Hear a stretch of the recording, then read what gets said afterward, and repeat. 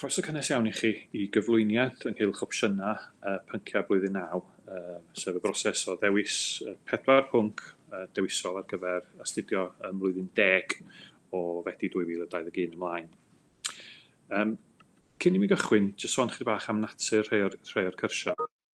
Mae ganddo ni bellach nifer fawr o opsiynau, mae yna oddeutu 30 o gyrsiau traddodiadol academaidd y gallwch chi ddewis ohonyn nhw yn Ysgol David Hughes. Ond ymysg heini hefyd, mae yna nifer o gyrsiau galwedigaethol i natur, sef cyrsiau sy'n paratoi chi at fyd gwaith mewn maes penodol. Ond gan bod gennym ni 4 colofn dewis, mae'n opsiwn i chi felly gyfuno y ddau beth ac all llwybr cymysg lle mae yna elfennau a bynciau mwy traddodiadol academaidd a mwy galwedigaethol i natur. Cyn i sôn am y gyrsiau yn benodol, jyst sôn chydig ar lefelau gwahanol y gyrsiau da ni'n cynnig felly. Mae rhan fwy o'r cyrsiau yn gyrsiau tygau, lle ydych chi'n gallu ennill cymwyster efo gradd A seren i lawr i G. Mae'r cyrsiau hynny yn gyrsiau lefel 1 a 2 mewn ffordd gan bod chi yn gallu cael yr ystod llawn o raddau. Ond mae yna rhai cyrsiau eraill, cyrsiau mwy galwedigaethol i natur, sydd yn benodol i lefel 1 neu lefel 2. Mae cwrs lefel 2 yn cyfateb neu'n gyfwerth falle i A seren i ec mewn tygau, lle mae cwrs lefel 1 yn gyfwerth ar gradd D i G mewn lefel 1. Ond fel dwi'n dweud, mae'r tygau yn cynnwys y ddwy lefel 1 a 2, lle mae rhai cyrsiau benodol lefel 1 ag Mae'n bwysig fod chi'n ystod lefel y cwrs pan byddwch chi yn pwysau mesur pa gwrs i'w ddewis.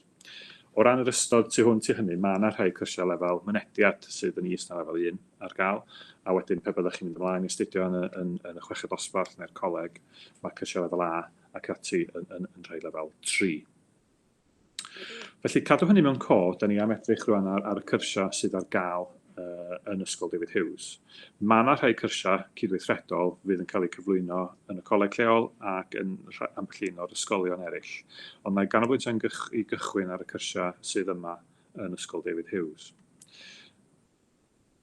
Mae'r 3 cyntaf yn gyrsiau dyniaethol, sef hanes, deryriaeth ac addysg grefyddol.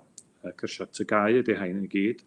A mae'r cyrsiau yma yn ymddangos mewn mwy nag un colofn dewis, fel y gallwch chi cyfuno nhw hefo nifer o gyrsiau eraill.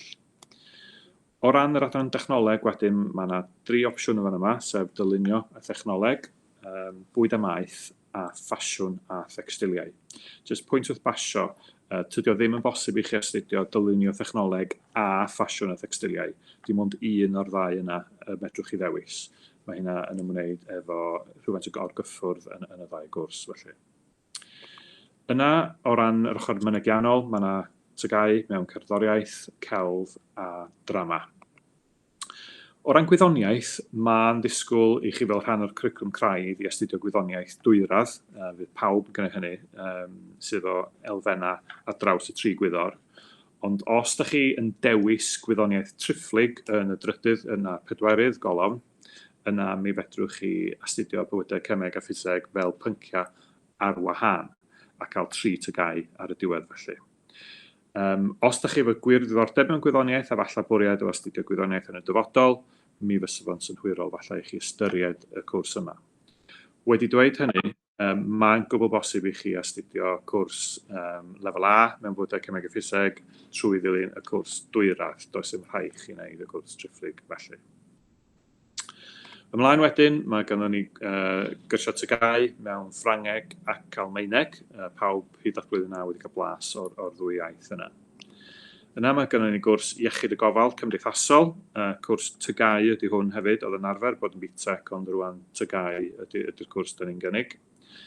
Yn yr ochr cyfrifiadurol, mae yna 2 gwrs, 2 opsiwn, sef cyfrifiadureg ac technoleg digidol. Mae'r cwrs cyfrifiadureg yn cynnwys pethau fel rhaglennu a codio ac yn y blaen, a'r un technoleg digidol yn fwy cyffredinol efo nifer o agweddau yn y maes felly. Yna mae gynnon ni gwrs BTEC busnes lefel 2, so mae hwnna yn BTEC yn edrych na tygau mewn gwrs galwedigaethol i natur, a mae o'n lefel 2, os chi'n cofio fi'n sôn am, mae hwnna felly yn cyfateb i A seren i ec mewn cwrs tygau arferol felly.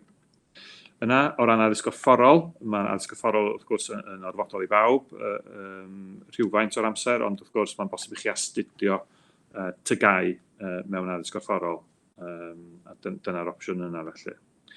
Yna, mae gennym ni gwrs sydd ddim yn gwrs tygau, cwrs agored Cymru di hwn, addysg personol a chymdeithasol, sef ystod eang o brofiadau gwahanol, eto'n paratoi chi rhywfaint ar gyfer byd gwaith, mae hwnna hefyd.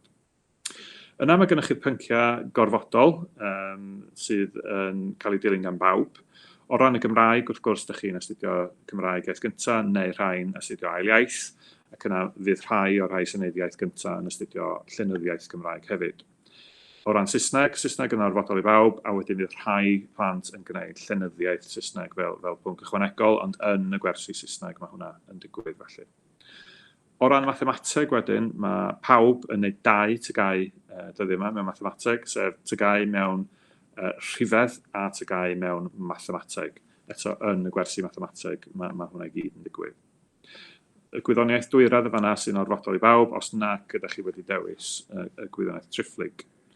Ac yna, y fagloriaeth Gymraeg a'r her sgiliau sydd yn gysylltiedig â hwnna fydd hefyd yn cael ei astudio gan bawb yn ystod Cymryd 4, ac yna mi fydd 'na elfen o waith addysg gysylltiedig a byd gwaith yn cael ei gyflwyno hefyd felly. So heina ydy'r cyrsiau sydd yn Ysgol David Hughes. Dwi'n symud ymlaen I sôn am rhai cyrsiau wedyn, da ni'n neud ar lefel consortiwm yn cydweithio efo ysgolion eraill yn Môn a dros menello felly. Rhan fwyaf o'r cyrsiau yma'n gyrsiau galwedigaethol. Dwi'n cychwyn efo cwrs adeiladu sydd yn Ysgol Sir Thomas Jones. Cwrs lefel 2 ydy hwn, ac wrth gwrs mi fyddwch chi'n gorfod teithio unwaith yr wythnos I wneud y cwrs yma yn Ysgol David Hughes, yn Ysgol Sir Thomas Jones. Mi wna I sôn chydig am hynny wedyn.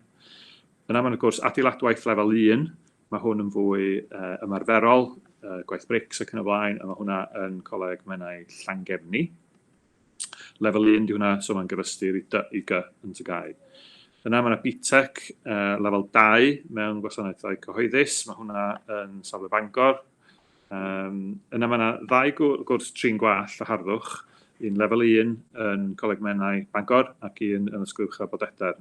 So un lefel 1 yn fwy ymarferol, a wedyn yr un lefel 2 efo chydig bach mwy o'r gwaith theoretig cefndirol felly.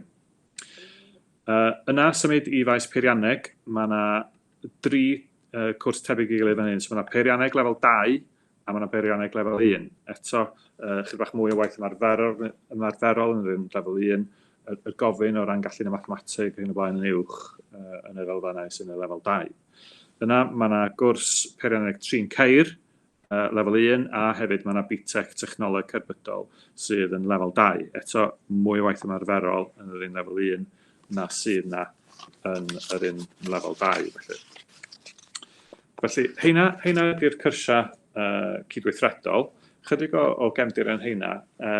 Os ydych chi'n dewis rhai o'r cyrsiau lefel 2 megis peirianneg ac yn y blaen, gwasanaethau cyhoeddus, mae disgwyl chi fod efo sgiliau ac yn cael lefel 6 neu 7 mewn mathemateg ar gyfer y peirianneg a 6 neu 7 mewn Saesneg i'r Gymraeg I gael gwasanaethau cyhoeddus felly.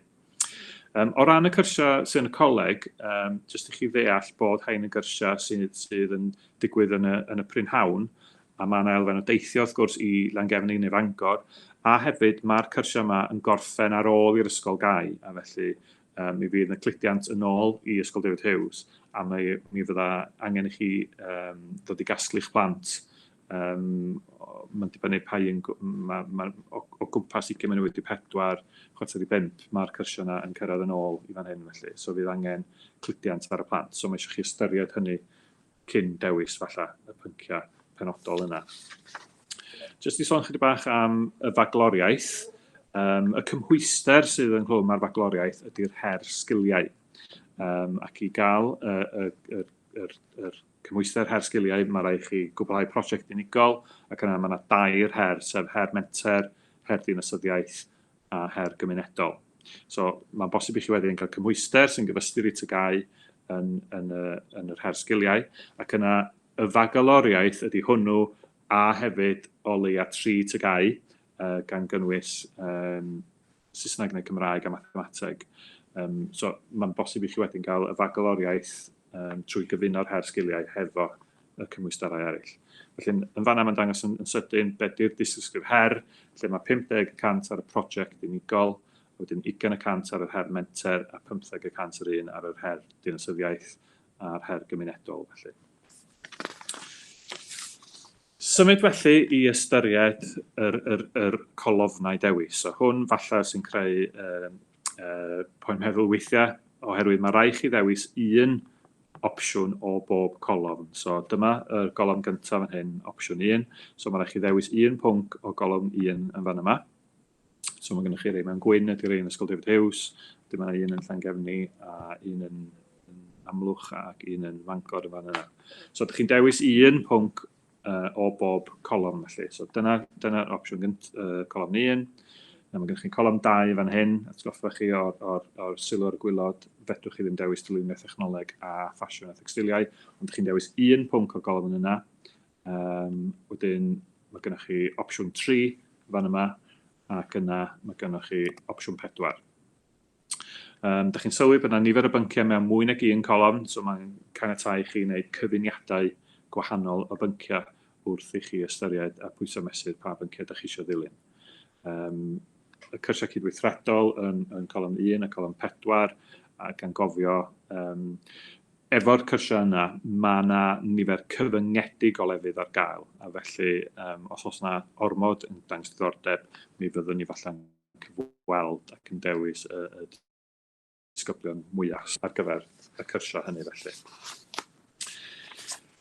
Felly, dyma felly y bedau'r golofn. Da chi angen dewis un pwnc o bob colofn. Weithiau mae rhain cael trafferth ac yn dymuno trafod ymhellach, mi fydd yna gyfleoedd I chi wneud hynny felly. Da ni wedi sefydlu'r colofnau yma dros nifer o flynyddoedd yn trafod a trio cael y cyfuniadau mwy o poblogaidd yn bosib. Mi fyddwch chi rwan yn symud I wneud yr opsiynau a dewis pa bwnc ydych chi eisiau bob colofn. Mi fyddwch chi'n gwneud hynny trwy link ar y we. Mi fydd yna le na chi I wneud sylwadau os ydych chi yn cael trafferth ac yn y blaen, mae'n bosib I chi roi sylwadau yn ogystal â gwneud y dewis felly. Felly, mwyn eich gynorthwyo chi, gyda ni noson rieni yn dod I fyny. Mi fydd noson rieni blwyddyn 9 yn cael ei chynnal ar y 9fed, so mae hwnna'n yn gyfleus I gofio. Noson rieni blwyddyn 9 ar y 9fed. Yn amlwg, da ni methu cynnal noson rieni arferol, so mi fydd I noson rieni cael ei chynnal trwy School Cloud, trwy wneud apwyntiadau, tebyg I beth chi wedi arfer wneud, ond maen nhw'n apwyntiadau ar gyfer cyfarfodydd dros y we. So mi fydd yna link I chi gysylltu efo'r athrawon yn ei tro trwy'r meddalwedd hwnnw. Mi fydd yna fanylion am hwnna yn dod I chi yn fuan. Wedyn, da ni'n gofyn I chi I bwysau mesur yr hyn dwi wedi dweud yn y cyflwyniad yma. Mi fydd yna brosbectws efo chydig bach mwy o fanylder am y cyrsiau unigol. Mi fydd yna daflen ar-lein I chi wneud eich opsiynau, ond da ni ddim yn gofyn I chi gwblhau y dewisiadau tan y dillun ar ôl hanner tymor, sef yr ail ar 20 o Chwefror. So mae yna ddigon amser I chi bwyso mesur a thrafod be ydych chi eisiau gwneud. Un gair y gyngor fyswn I roed ydy bod chi'n meddwl yn ofalus am eich llwybr tu hwnt I blwyddyn 10 un ar 10. Falle meddwl pa fath o yrfa ydych chi eisiau yn y dyfodol a gweithio nôl I sicrhau bod chi wedi astudio rhai o'r pynciau sydd yn rhoi chi ar y llwybr cywir felly. Hefyd, os ydych chi eisiau gofyn cwestiynau, mae croeso chi gysylltu fyny trwy dulliau arferol. Mae Mrs Amlin pennaeth blwyddyn 9 ar gael I ateb eich cwestiynau chi. Mi wneith I ffonio chi ac ysgwrs ar y ffôn os ydych chi'n dymuno. Wedyn mae'n aniadol chi wybod sut I gysylltu yn nes ymlaen felly. Felly, gai dymuno ddau chi yn eich proses o drafod a meddwl yn ofalus. Swn i'n pwysleisio eto bod chi'n oedi, pwyllo ac yn meddwl yn ofalus am y dyfodol. Ac yna yn mynd ati I edrych ar y colofnau dewis a meddwl am arlwy sy'n addas I chi wrth I chi baratoi ar gyfer dyfodol. Mae cyfnod cyffroes ac angen I chi feddwl yn ofalus dros yr wythnosau nesaf. Felly cysylltwch efo ni os oes yna unrhyw beth I drafod a da ni'n edrych ymlaen I siarad efo chi eto wyneb gobeithio. Hwyl I chi am y tro.